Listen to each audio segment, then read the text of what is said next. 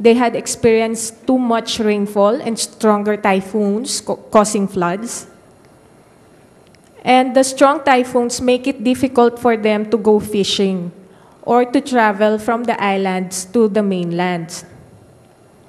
The small islands are especially vulnerable to sea level rise because it can cause substantial loss of land. If you can see from the picture, that is typical coastal dwelling. That is one of the coastal communities that we are working with. They are literally at the edge of the land. So if coastal erosion occurs, so they could really lose their settlement. Next slide, please. These maps are produced by Climate Change Center. In their project, Mapping Vulnerability to Environmental Disasters, they identified areas in the country that have high risk to hazards and disasters. And among the hazards that they studied are climate change-related hazards like temperature increase and projected rainfall change. So they found that the areas at most risk to temperature increase are Mindanao and the Visayas. And the areas at most risk to projected rainfall change are Luzon and Visayas. Rainfall change meaning dry season are getting drier and wet season have much more water compared before. So the two maps show that practically the whole country is at risk to climate change-related hazards. Because the temperature increase makes the water expand, so it can cause sea level rise. It can cause coastal erosion. Too much rainfall, on the other hand, also causes flooding and coastal erosion. So dry or wet season, the country would be at high risk, especially the coastal communities. So in sum, the effect of climate change are loss of coastal wetlands and mangroves, economic dislocation of women, coastal erosion eating up fisher folk settlements, and as well as health problems. Next slide, please. Now, one of the SURD's program areas is in Hinatuan. It is located in Surigao del Sur province. Please click. In the northeast part of Mindanao. The municipality of Hinatuan is home to more than 40,000 people living in 24 barangays or villages. And half of this live along the coast. Later, you will find out why I gave special mention to the island of Mahaba. So that is one of the islands in Hinatuan. Next slide, please.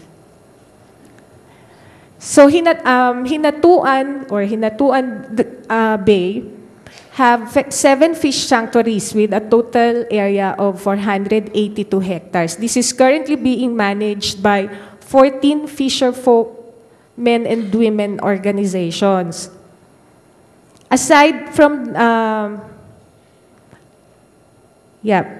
they are managed by fisher folk men and women organizations. And of these 7 fish sanctuaries, one may be considered special because it is, of the 7, it is the only one initiated by the women, as in initiated by pure women organizations. That is located in Mahaba Island. SURD initially planned to organize fisher folk only in the barangay proper. In the Philippines, it's the small unit is the barangay or the village, but there are still sitios. Sitios are also part of the barangay.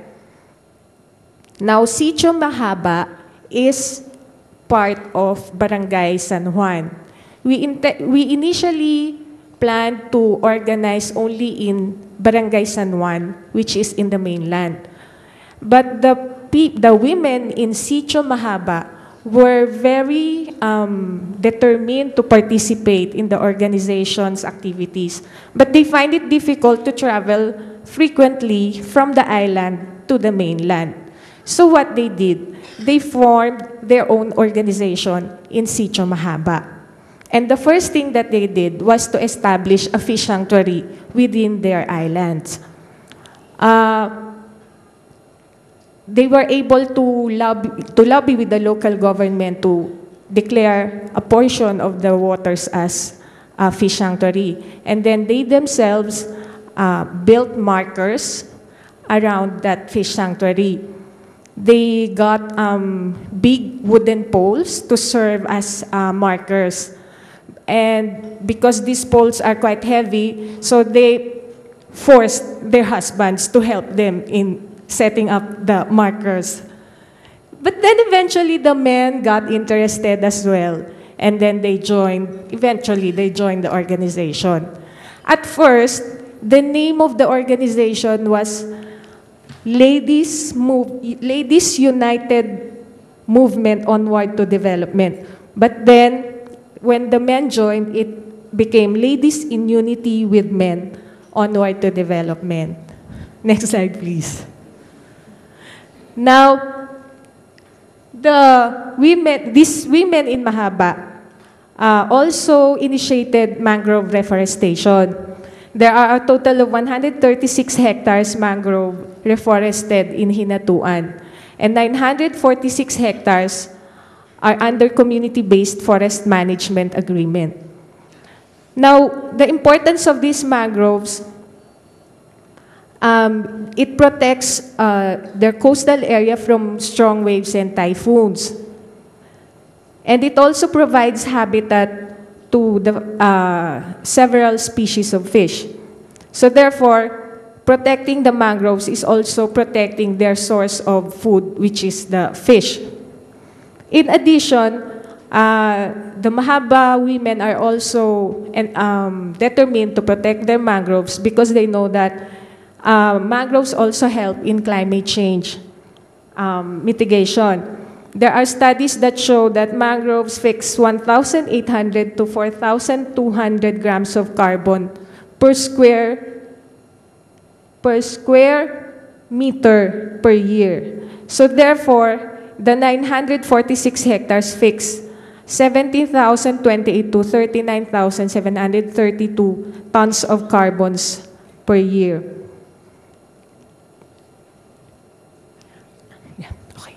In total, you can see from the map, there are little drawings there.